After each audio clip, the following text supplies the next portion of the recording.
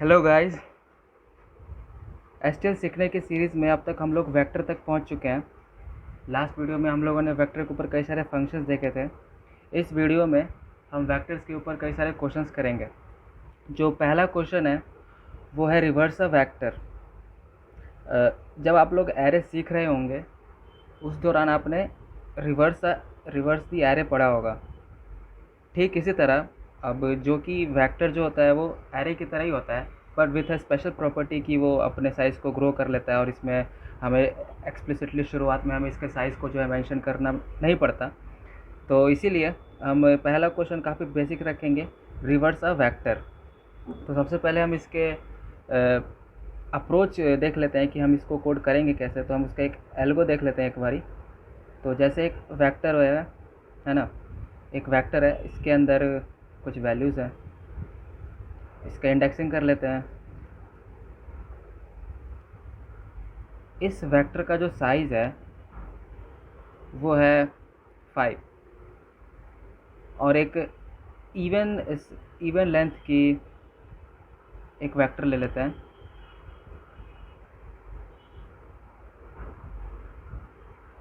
इसकी इंडेक्सिंग कर लेते हैं।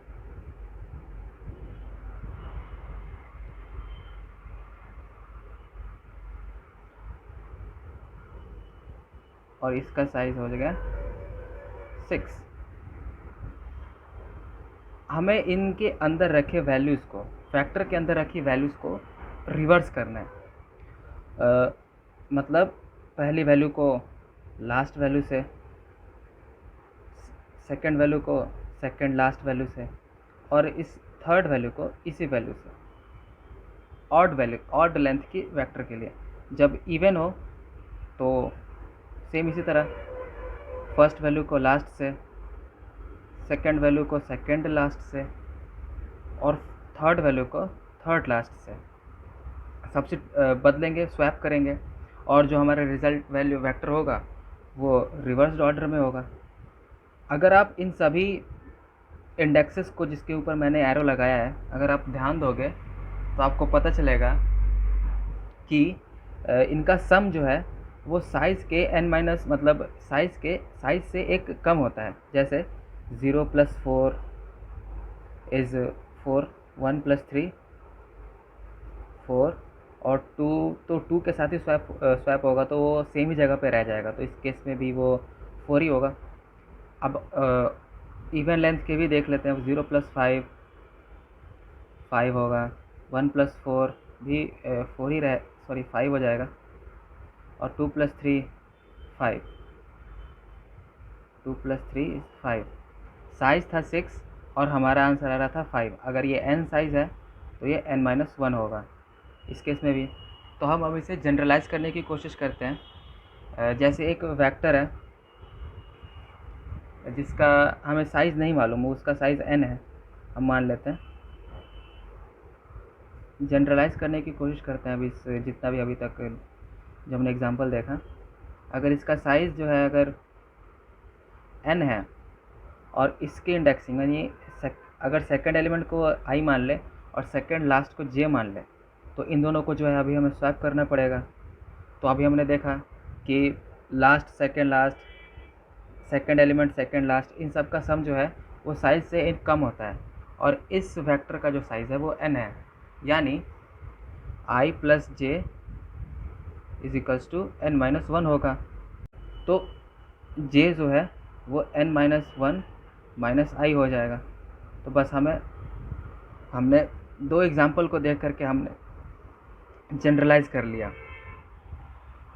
तो अब इसके एक बारी कोड पर देखते हैं, कोड की तरफ प्रोसीड करते हैं। ये रहा उस रिवर्स वेक्टर का कोड। तो सबसे पहले हम n लेंगे क्योंकि हमें n साइज़ के वेक्टर को जो है रिवर्स करना है। तो एक एक बारी मैं n तक लूप चलाऊंगा, हर बारी एक x वेरिएबल में वैल्यू डाल दूंगा, और वेक्टर में vc नाम के वेक्टर में x की वैल्यू को पुश करता जाऊंगा n टाइम्स तक। तो वेक्टर में मान के चलिए वैल्यूज़ आ गई 1 2 3 एंड 4 5, ठीक। और मैंने एक टेम्परेरी वेरिएबल लिया है स्वैपिंग करने के लिए, ये तो बहुत ट्रेडिशनल है। तो जितनी भी वेक्टर की साइज़ है उससे हाफ तक ही मैं ये एक फॉर लूप चलाऊँगा, क्योंकि अगर n टाइम तक चला दिया तो ये हाफ टाइम तक तो वेक्टर को रिवर्स कर देगा, लेकिन अगर मैंने पूरा लूप चला दिया n तक तो ये वापस से यही वेक्टर हो जाएगा। इसलिए मुझे हाफ टाइम तक चलाना पड़ेगा, ऑफ कोर्स सब जानते हैं। तो टेम्परेरी वेरिएबल में मैं i की वैल्यू को डालूँगा। इनिशियली ये फॉर लूप 0 को पॉइंट कर रहा होगा, और एक एक करके हाफ टाइम तक, मतलब 5 अगर साइज़ है तो 2 करेंगे तो इसकी फ्लोर वैल्यू आएगी 2। तो 2 टाइम तक, 2 इंडेक्सिंग तक ही चलेगा ये, है ना। लेस देन 2 चलेगा, सॉरी लेस देन 2 चलेगा, यानी 1 तक ही। अगर इक्वल टू भी होता तो ये यहीं की वैल्यू यहीं पर रह जाती, मतलब 3 जो है वो 3 से ही सब्स्टिट्यूट स्वैप होता। तो ये लेस देन 2 तक चलेगा। और हमने ट्रेडिशनली जैसे स्वैपिंग करते हैं, टेम्प में फर्स्ट वैल्यू को डाला, फर्स्ट वैल्यू में लास्ट वैल्यू को डाला, और लास्ट वैल्यू में टेम्परेरी वैल्यू को डाला जिसमें फर्स्ट वैल्यू थी। और ये n-1 हमने देखा कैसे आया था। इसकी वैल्यू को इससे सब्स्टिट्यूट करना है, इसकी वैल्यू को इससे सब्स्टिट्यूट करना है। तो हमने एक जनरलाइज फार्मूला लगाया था, j = n-1 - i, यहाँ से, है ना। और आखिरी में वेक्टर को हम प्रिंट कर देंगे। काफ़ी साधारण सा कोड था। बस इस प्रॉब्लम का बस यही उद्देश्य था कि आपको ये फील करवाएं कि वेक्टर जो है वो सेम वैसा ही है जैसे एरे है। जो काम आप एरे से कर सकते थे वो सारे काम जो है आप वेक्टर से भी कर सकते हो। अगला प्रॉब्लम काफ़ी आपको फील देगा कि वेक्टर काम कैसे करता है। लास्ट वीडियो में हम लोगों ने वेक्टर पे एक प्रॉपर्टी बताए थे कि वेक्टर जो होता है उसमें साइज़ आपको मेंशन नहीं करनी पड़ती। सेकंड प्रॉब्लम जो है वो आपको फील देगा कि वेक्टर काम कैसे करता है। तो एरे में आपको बताना पड़ता है कि शुरुआत में ही कि उसकी साइज़ क्या होगी, पर वेक्टर में ऐसा कोई सीन नहीं है। तो एक प्रॉब्लम है मेन्यू ड्रिवन जैसे जो ब्लैक आउटपुट स्क्रीन जो होता है उसके ऊपर आपको ऑल द टाइम ये 1 2 आपको शो करना पड़ेगा, जिसमें 1 के अगर आप 1 प्रेस करोगे तो आप एंटर द वैल्यू कर पाओगे इनसाइड अ वेक्टर, और 2 प्रिंट करोगे, 2 की प्रेस करोगे तो अब तक जितने भी वेक्टर में रखी वैल्यूज़ हैं उन सब का सम आ जाएगा। तो डिपेंडिंग अपॉन यूज़र कि वो कितने सारे वैल्यूज़ वेक्टर में पुश करना चाहता है और किस मूवमेंट पर उसमें जितने भी वेक्टर में वैल्यूज़ पुश कर दिए हैं उसे उन सभी वैल्यूज़ इंटर्ड वैल्यू का सम चाहिए। इस प्रॉब्लम के अंदर आपने जो है आप साइज़ मेंशन नहीं कर सकते, है ना, क्योंकि आपको मालूम ही नहीं है कि यूज़र कितनी वेक्टर में वैल्यूज़ पुश करेगा, आपको नहीं मालूम, कोई आइडिया नहीं है। तो आप इस कंडीशन में आप एरे नहीं बना सकते, क्योंकि एरे में आपको साइज़ मेंशन करना पड़ता है। पर इस क्वेश्चन में यूज़र जो वैल्यूज़ एक एक करके वैल्यूज़ इनपुट करेगा उसका तो साइज़ हमें मालूम ही नहीं है, मतलब हमें नहीं मालूम कि यूज़र जो है कितनी बार वैल्यूज़ इनपुट करेगा, तो हम एरे नहीं बना सकते, तो हमें वेक्टर ही बनाना पड़ेगा। क्योंकि वेक्टर जो होता है उसमें साइज़ मेंशन करने की ज़रूरत नहीं पड़ती, हम एक एक करके वैल्यूज़ डालेंगे और वो ग्रेजुअली अपने साइज़ को इंक्रीज़ करता जाएगा, जैसा हमने लास्ट वीडियो में भी देखा था। तो इस ब्लैकआउट आउटपुट स्क्रीन पे जो ये 1 है, जो 1 प्रेस करोगे तो आपको करेगा कि enter the value inside a vector, और 2 प्रेस करोगे तो sum of all the values inside a vector सोफ़ा वो प्रिंट कर देगा। ये तो ऑल टाइम आपको दिखाना ही पड़ेगा, है ना। तो इसे तो हम मेन फंक्शन में लिखेंगे। तो इस तरीके के कोड को, मेन्यू ड्रिवन प्रोग्राम को इम्प्लीमेंट करने के लिए सबसे बेस्ट तरीका होता है क्लास का यूज़ करने से काफ़ी कोड इजी हो जाता है, इजी टू अंडरस्टैंड हो जाता है। तो सबसे पहले मैंने एक क्लास बनाई है मेन्यू नाम की, जिसके अंदर मैंने एक ऑफ कोर्स वेक्टर बनाया है और एक सम बनाया है और एक कंस्ट्रक्टर बनाया है जिसमें इनिशियली मैंने इनिशियलाइज़ किया है सम की वैल्यू को 0 से। सबसे पहले मैंने एक इनपुट लिया है जो वेक्टर के अंदर वैल्यूज़ एक एक करके पुश करते जाएगा। तो जितनी बार भी ये इनपुट फंक्शन चलेगा, ये input function take something return nothing type का है। इसमें एक वैल्यू आएगी इंट टाइप की और इसे वेक्टर में मैं पुश कर बैक करता जाऊंगा। अब जितनी बार भी ये इनपुट फंक्शन चलेगा उतनी बार वेक्टर में एक एक करके वैल्यूज़ आती जाएंगे। और इसी तरह एक मैंने फन नाम का फंक्शन बनाया है जो इस वेक्टर के अंदर रखी जितनी भी वैल्यूज़ है उन सब का सम निकाल देगा। तो हमें वेक्टर के अंदर कितनी वैल्यूज़ आई है वो तो मालूम नहीं है, तो जैसे जैसे एक एक करके वैल्यूज़ आती जाएंगे इसका साइज़ एक एक करके बढ़ता जाएगा और इसके जितनी भी साइज़ है 0 से लेके साइज़ -1 तक सम को मैं प्लस करता जाऊंगा और आखिरी में सम रिटर्न कर दूंगा। ट्रेडिशनल कोड जो हम सम के लिए निकालते थे, ये return something take nothing type का फंक्शन बनाया है पब्लिक में, और प्राइवेट में मैंने वेरिएबल्स डिक्लेयर किए हैं। अब आ जाते हैं मेन फंक्शन में, जहाँ पे हमें मेनू शो करना है, जो ऑल टाइम आउटपुट स्क्रीन पर ये शो करता रहेगा कि आप 1 प्रेस करो तो आप वेक्टर के अंदर वैल्यूज़ पुश कर पाओगे, 2 प्रेस करो तो आप वेक्टर के अंदर रह के जितनी भी वैल्यूज़ है उन सब का सम देख पाओगे। तो 1 पर मैंने लिखा है पुश दी वैल्यू, 2 पर लिखा है सी द सम सो फार, और 3 लिखा है एग्जिट द मेन्यू। अगर आपको एग्जिट करना है लूप से तो आप 3 प्रेस करोगे। तो सबसे पहले मैंने एक मेन्यू क्लास का एक m1 नाम का वेरिएबल बनाया है ऑब्जेक्ट, और एक वाइल लूप लगाया ऑफ कोर्स, क्योंकि हमें नहीं पता कि यूज़र कब बाहर आना चाहता है, तो हम इन्फिनाइट लूप लगाएंगे और 3 जो है वो एग्जिट करेगा लूप से। तो पुश के लिए m1 डॉट, हम सबसे पहले जैसे ही हमने आउटपुट स्क्रीन के लिए मेन्यू ऐसा शो करने के लिए हमने आउटपुट में लिखा है 1 push the value, 2 to see the sum so far, and 3 to exit the menu sorry. तो सबसे पहले हम सीन चॉइस करेंगे और एक स्विच केस लगा दिया है, अगर 1 होगा तो केस 1 चलेगा, 2 एंड 3। अगर यूज़र 1 इनपुट करता है तो हम लिखेंगे कि एंटर दी वैल्यू, तो वैल्यू नाम के वेरिएबल में आ जाएगा, और m1 जो हमने यहाँ पे ऑब्जेक्ट बनाया है वो वैल्यूज़ इस इनपुट नाम के फंक्शन को कॉल करते हुए इसमें हम वैल्यू को पुश कर देंगे। ठीक, केस 2 अगर 2 इनपुट करता है तो अब तक जितने भी सम हैं हम m2 नाम के फंक्शन को कॉल कर देंगे, और ब्रेक के लिए मतलब इस लूप से बाहर आने के लिए, एग्ज़िट करने के लिए यूज़र 3 इनपुट करेगा, और तो मैं एक इनबिल्ट फंक्शन है एग्ज़िट जिसमें 0 पास कर दूंगा तो ये वैल्यू से बाहर आ जाएगा, मतलब कोड को ही फिनिश कर देगा, आप बाहर आ जाओगे। ये सिस्टम CLS, और यहाँ पे सिस्टम मैंने पॉज लगा रखा है ताकि हमारा कोड जो है थोड़ा सुंदर दिखे। सिस्टम CLS लगाने से ये होगा कि लास्ट जितने भी इंसर्टेड वैल्यूज़ है वो सब वो को इरेज कर देगा, मतलब आउटपुट स्क्रीन पे जो लास्ट इंसर्टेड वैल्यूज़ है उन सबको हटा देगा। जैसे हम C में CLR SCR लिखते थे क्लियर स्क्रीन, ठीक इसका ऐसे ही काम है।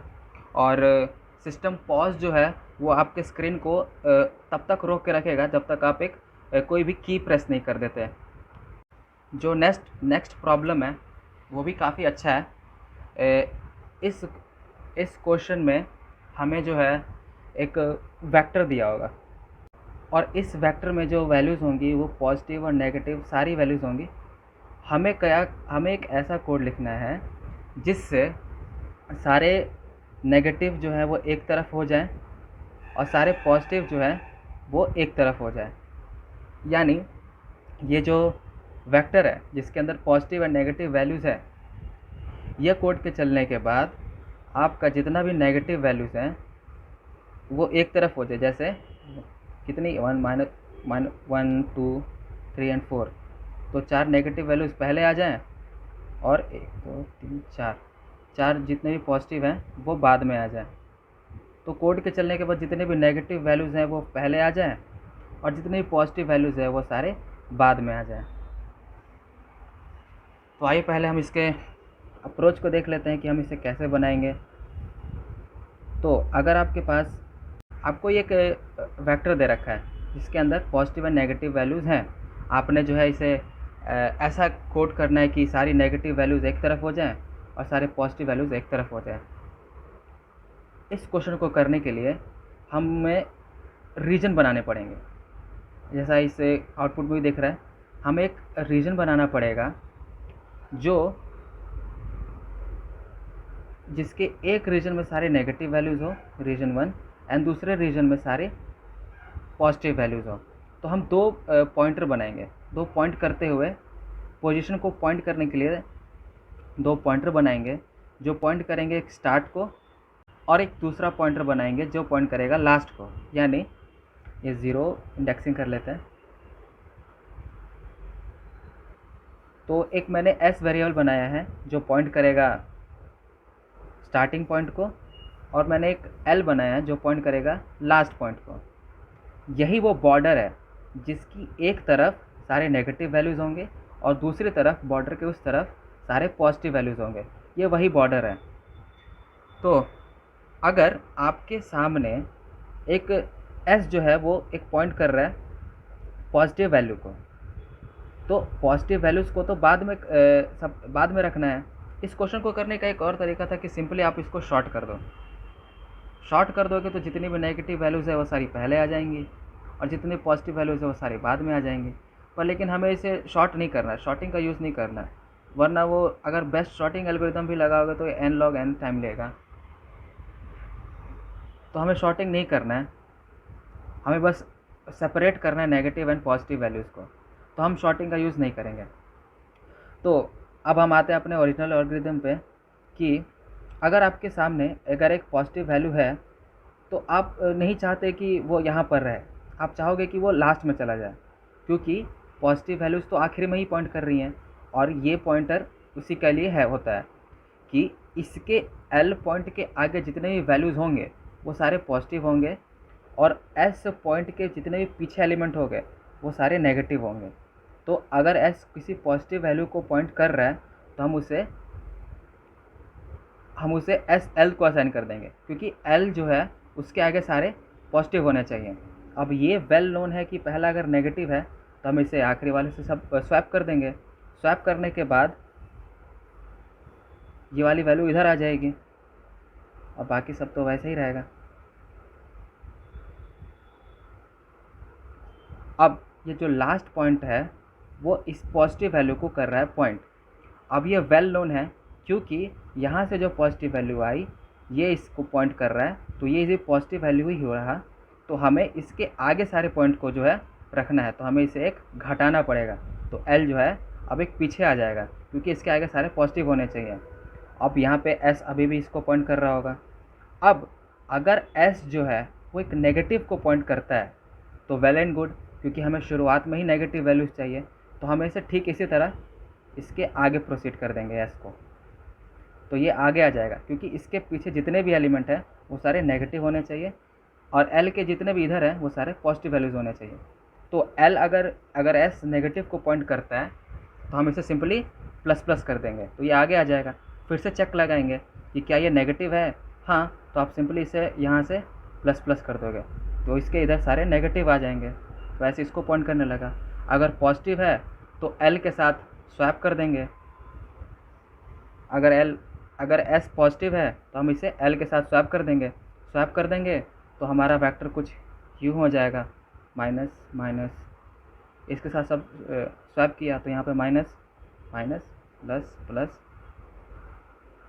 यहाँ पर प्लस और यहाँ पर प्लस। स्वैप करने के बाद यहाँ की वैल्यू यहाँ पर आ गई। तो L जो है अब इसे पॉइंट कर रहा होगा, S जो है इसे पॉइंट कर रहा था। तो L के जितने भी इधर होते हैं वो सारे पॉजिटिव होते हैं, तो मैं इसे एक घटा दूंगा। L इसके सारे इधर पॉजिटिव, इसके सारे इधर नेगेटिव। फिर से मैं इधर चेक लगाऊंगा कि क्या ये नेगेटिव है, हाँ है, तो मैं इसे फिर से इधर आगे प्रोसीड कर दूंगा। फिर से चेक लगाऊंगी कि क्या इसके इधर सारे नेगेटिव, क्या इसके इधर सारे नेगेटिव है, हाँ है, तो मैं इसे फिर से आगे जो है प्रोसीड करूँगा। तो ये आगे चला जाएगा और ये हो जाएगा यहाँ पर। अब यहाँ पर आए पॉजिटिव वैल्यू, तो मैं इसका L के साथ सबसे स्वैप करूँगा और इसे L घटा दूँगा, क्योंकि L के इधर जितने भी होंगे वो सारे पॉजिटिव होने चाहिए। तो स्वैप के बाद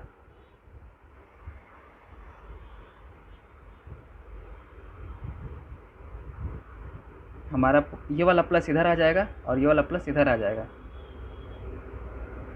तो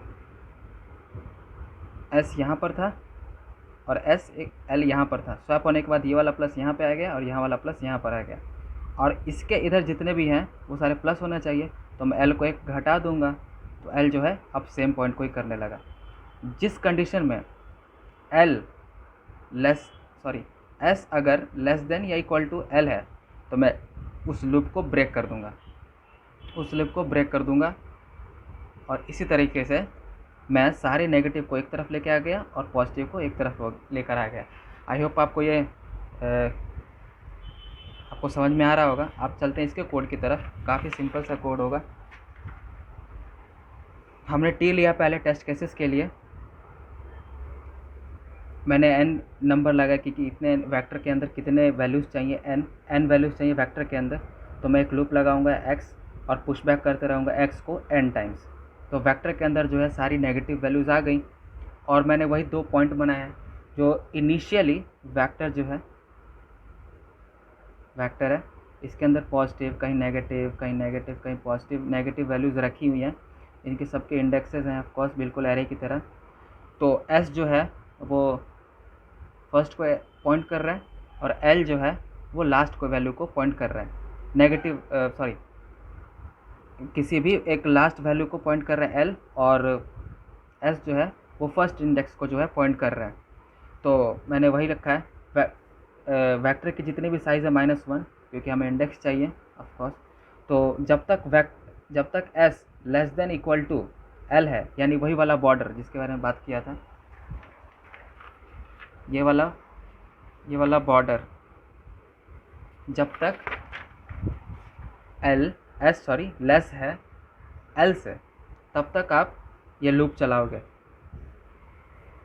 तो वेक्टर यानी ये एस अगर लेस देन है 0 से यानी नेगेटिव, तो आप सिंपली एस को प्लस प्लस कर दो, क्योंकि उसके साथ कोई छेड़खानी नहीं करनी, वो ऑलरेडी अपने सही पोजीशन पर है।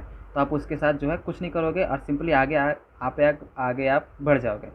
पर लेकिन अगर वैल्यू पॉजिटिव है तो आप उसे लास्ट वैल्यू के साथ सब्स्टिट्यूट करोगे, इसे तो आगे नहीं बढ़ाओगे, पर लेकिन इस वैल्यू को एक पीछे कर दोगे, क्योंकि यहाँ पर रखी वैल्यू जो पॉजिटिव है वो यहाँ पर आ गई, क्योंकि अब ये नोन हो गया। अगर ये नोन हो गया कि पॉजिटिव है, तो हम इसे एल के आगे वाले एल के रीजन में भेज देंगे, और यहाँ वाली वैल्यू यहाँ पर आ जाएगी, और यहाँ पर आने वाली वैल्यू हमें नहीं पता कि पॉजिटिव है या नेगेटिव, तो हम इसके साथ कोई छेड़खानी नहीं करेंगे।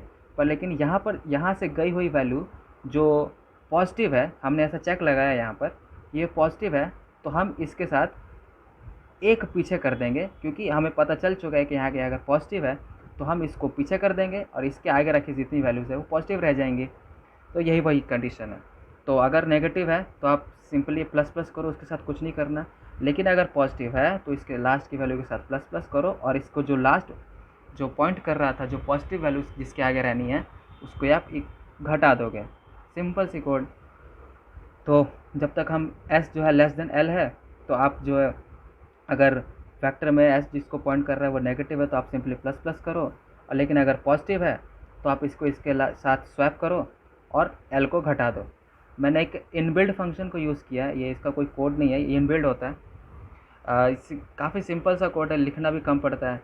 जैसे पहले क्वेश्चन में जो हमने टैम्प का यूज़ करके स्वैपिंग करी थी, उससे काफ़ी आसान है। आप सिंपली अब स्वैप 2 वैल्यूज़ रखोगे तो वो आपस में एक दूसरे को स्वैप कर देगा। तो इनबिल्ट फंक्शन का मैंने यूज़ किया स्वैप, और यहाँ पर मैंने स्वैप करने के बाद जितनी वैल्यूज़ हैं वो सारी प्रिंट करवा दी। आई होप आपको ये समझ में आ रहा होगा। जो अगला क्वेश्चन है वो काफ़ी पॉपुलर क्वेश्चन है, जो आपने अक्सर सुना होगा। शॉर्ट एन अरे having zeros, ones and twos only.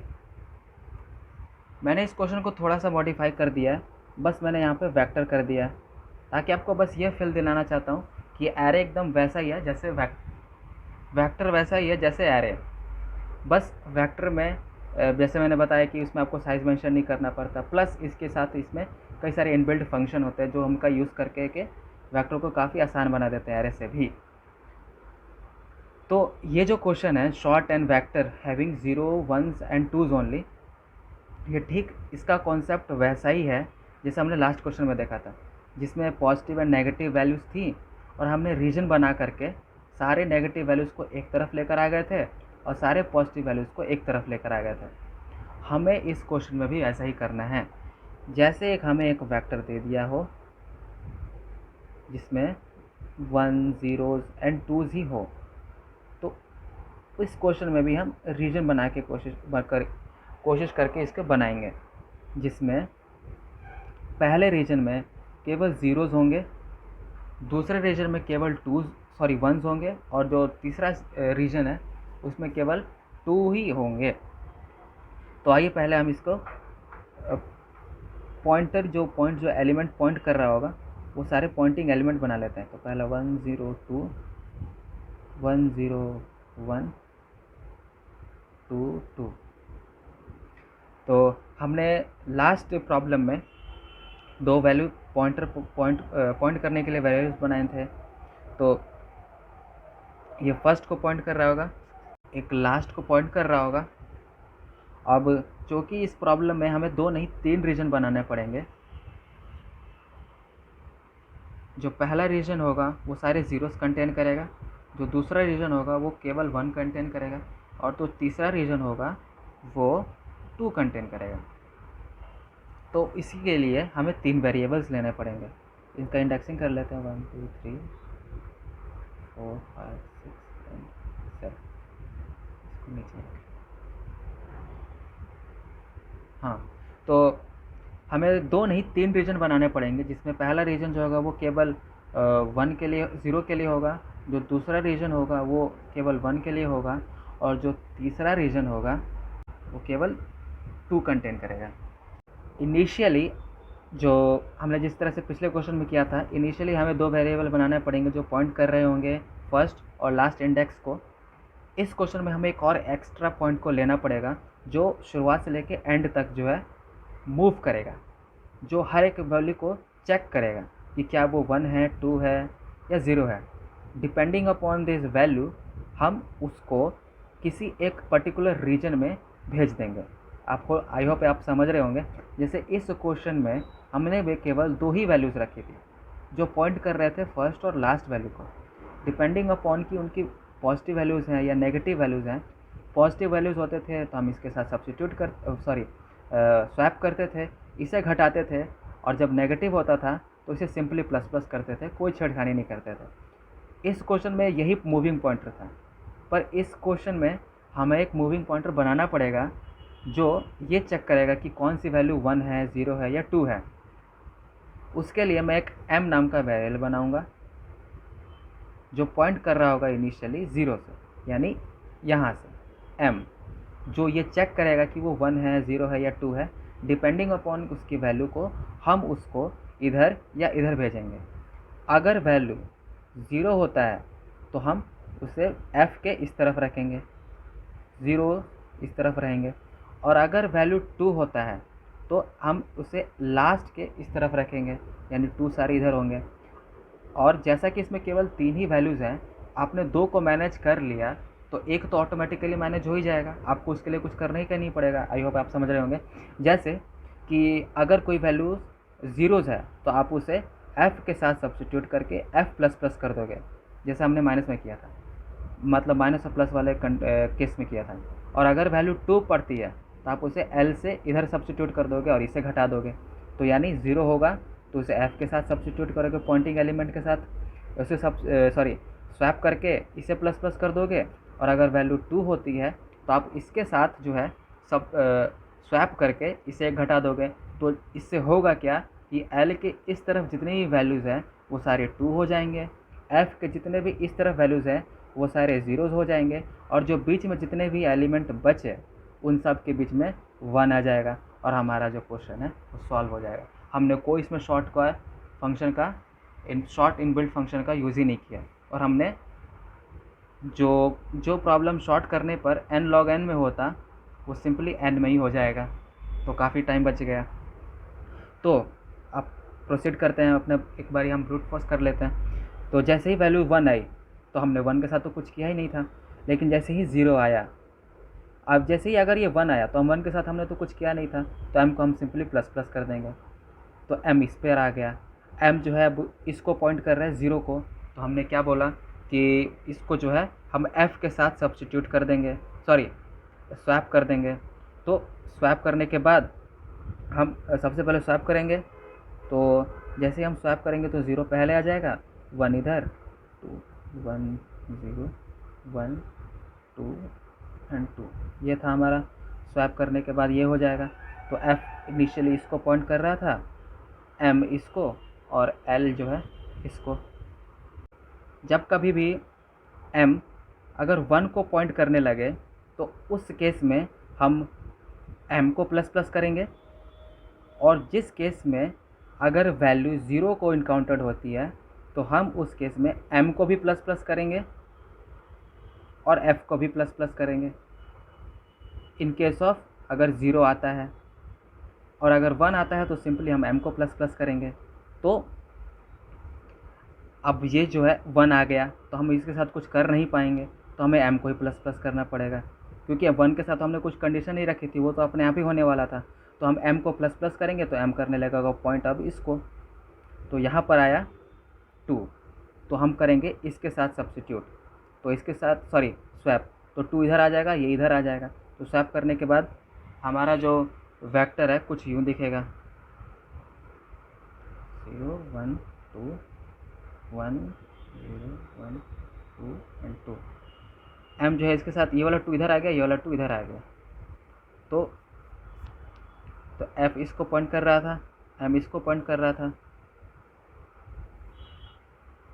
और l इनिशियली इसको पॉइंट कर रहा था। हमने यहाँ से इसको सब्स्टिट्यूट किया था, तो ये तो वेल नोन है कि यहाँ की जो वैल्यू यहाँ पर गई है वो 2 ही है, तो हम सिंपली अब इसको यहाँ से एक कम कर देंगे, क्योंकि इसके इधर सारे 2s होने चाहिए, इसके इधर सारे 0s होने चाहिए, और 1 ऑटोमेटिकली इसमें आ जाएगा। तो फिर से जो है हम चेक करेंगे कि क्या है, कौन सी वैल्यू। यहाँ पर 2 आया तो l के जो इसको ये पॉइंट कर रहा है वहाँ से फिर से स्वैपिंग करेंगे, तो 2 इधर आ जाएगा, ये 2 इधर आ जाएगा। तो स्वैप होने के बाद ये 0 यहाँ पे 1 2 1 0 1 2 एंड 2, ये वैल्यू इसके साथ सब्स्टिट्यूट होगी, सॉरी स्वैप हुई। तो l को हम फिर से घटा देंगे, क्योंकि इस तरफ सारे 2s होने चाहिए। स्वैप होने के बाद वैल्यूज़ इधर आई, यहाँ पे 2 था, ये इसीलिए यहाँ पे स्वैप हुआ, और स्वैप होने के बाद वैल्यूज़ हमें घटानी पड़ती है, तो फिर से हम इसको घटाएंगे। तो m तो अभी भी यहीं पर है, f भी यहीं पर है। फिर से हम चेक करेंगे कि l किसको पॉइंट कर रहा है, सॉरी m किसको पॉइंट कर रहा है, फिर से 2 को पॉइंट कर रहा है। तो l जो करेंटली जिस इंडेक्स को पॉइंट कर रहा है उसके साथ स्वैप करो, तो 1 इधर आ जाएगा, 2 इधर आ जाएगा। तो स्वैप होने के बाद वैल्यूज़ वेक्टर में 0 1 2 1 0 2 यहाँ पर, सॉरी यहाँ पर 1 होगा, और 2 एंड 2। तो f जो है इसे पॉइंट कर रहा होगा, m जो है इसे, और l जो है उसे घटाना पड़ेगा, क्योंकि इसके इधर जितने भी होंगे 2 होंगे, तो l जो है यहाँ पर आ जाएगा। अब यहाँ पर जो है आया 1, तो अगर 1 आया तो 1 तो अपने आप होने वाला था, तो हम इसे सिंपली प्लस प्लस कर देंगे m को। फिर से चेक करेगा, ये फिर से 1 है, तो फिर से हम इसको सिंपली प्लस प्लस कर देंगे। अब जो आया m जो है इसे पॉइंट कर रहा है, तो इस बार जो है जिसे ये पॉइंट कर रहा है वो 0 है, तो 0 जो है वो f के इस तरफ होने चाहिए। तो f जो ये 0 है इसके साथ सब्स्टिट्यूट स्वैप होगा, तो 0 जो है इसके साथ सब्स्टिट्यूट स्वैप होने के बाद कुछ वेक्टर यूँ दिखेगा, यानी पहले 0, ये इसके साथ स्वैप हुआ तो 0 फिर इधर आ जाएगा, फिर 3 1 और फिर 3 2, और हमारा f जो है प्लस प्लस हो जाएगा। f इसको पॉइंट कर रहा होगा, m जो है इसे पॉइंट कर रहा होगा, और l जो है इसे पॉइंट कर रहा होगा।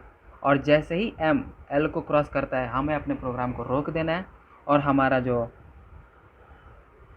वेक्टर है वो शॉर्ट हो जाएगा, और वो ऐसा वेक्टर है जिसमें 0 1s एंड 2s होंगे। तो अब हम इसके कोड की तरफ बढ़ते हैं। यह रहा वो ये कोड। इस प्रॉब्लम सबसे पहले मैंने टी टेस्ट केस के लिए ये लूप प्रोग्राम लिखा है, जिसमें पहले मैं एन वैल्यूज़ जो है वेक्टर में पुश बैक करता जाऊँगा। पुश बैक करूँगा X N number of time, और मैंने यहाँ पे 3 वेरिएबल्स बनाए, वही जो आपने देखा, जिसमें मैंने एफ एम एंड एल, जिसका मैंने एफ एंड एम को एक ही एफ एंड एम दोनों एक ही को पॉइंट कर रहे हैं, और जो n है n-1 साइज -1, तो ये जो है इसे l पॉइंट कर रहा होगा। तो अब यहाँ पे जब तक चलाऊँगा जब तक m जो है इसको क्रॉस नहीं कर जाता, बराबर नहीं है, लेस देन इक्वल टू है। तो अगर वैल्यू 0 होती है, अगर यहाँ पर वैल्यू 0 आता है, तो मैं सिंपली जिसको अभी करेंटली पॉइंट कर रहा है उसे मैं m इंडेक्स के साथ स्वैप करूँगा, और f को भी प्लस प्लस और m को भी प्लस प्लस। आई होप आप समझ रहे होंगे, जैसे हमने इस जस्ट अभी दूसरे पेज पहले पेज पर ही देखा था। और अगर m है तो m तो अपने आप ही होने वाला था, तो हम उसे सिंपली प्लस प्लस कर देंगे। और अगर वैल्यू 2 है तो हम उसे लास्ट इंडेक्स के साथ, जिसे लास्ट पॉइंटर जिसे पॉइंट कर रहा है उस पॉइंट के साथ स्वैपिंग करके हम l को 1 घटा देंगे। जब 0 होता है तो f को प्लस प्लस करेंगे और m को भी, क्योंकि हमें हर बार तो आगे बढ़ना ही है। और अगर 1 होता है तो m1 तो अपने आप ही होने वाला है, इसके साथ कुछ नहीं करना है। सिंपली अगर m की वैल्यू 1 होती है तो हमें सिंपली आगे प्रोसीड कर जाना है, उसके साथ कुछ नहीं करना है, क्योंकि वो अपने आप ही होने वाला है। और अगर 2 होगा तो हम उसे लास्ट इंडेक्स के साथ जो है, लास्ट जिसको ये पॉइंट कर रहा है उसके साथ हम सब्स्टिट्यूट करेंगे, क्योंकि उसके आगे सारे 2s होंगे, f के जितने भी इधर है सारे 0s होंगे, और 1 अपने आप ही बीच में आ जाएगा। तो सिंपली मैंने यहाँ पे एक वाइल लूप चलाया है जब तक m जो है लेस देन l है। तो जब 0 होता है तो f जिसको ये पॉइंट कर रहा है उसके साथ सब्स्टिट्यूट करो, और f को बढ़ा दो और m को भी। अगर 1 होता है तो वो तो अपने आप ही बीच में आ जाएगा, तो आप सिंपली प्लस प्लस कर दो उसके साथ, वहाँ पे कुछ नहीं स्वैपिंग वगैरह करनी। और अगर m2 हो जाता है तो आप उसे लास्ट इंडेक्स के साथ सब्स्टिट्यूट करके l को उसके पीछे कर दोगे, क्योंकि l के बाद जितनी वैल्यूज है वो सारे 2s होने चाहिए। और सिंपली मैंने लास्ट में जो है वेक्टर के अंदर रखी सारी वैल्यूज़ को प्रिंट करवा दिया। इस वीडियो में हम लोगों ने कई सारे क्वेश्चंस देखे वेक्टर के ऊपर, 4 क्वेश्चन देखे थे अभी। और नेक्स्ट वीडियो में हम लोग जिस तरह से एरे में 2D एरे होता है, उस तरह वेक्टर में भी 2D वेक्टर होता है। हम अगले क्वेश्चन में 2D वेक्टर का इंट्रोडक्शन करेंगे, साथ ही साथ 2D वेक्टर पे कुछ क्वेश्चंस करेंगे, और जो क्वेश्चन हमने अभी करे उसके कंटिन्यूएशन में कुछ क्वेश्चन करेंगे, फिर 2D वेक्टर को इंट्रोडक्शन करके उस पर भी कुछ क्वेश्चन करेंगे। थैंक्स।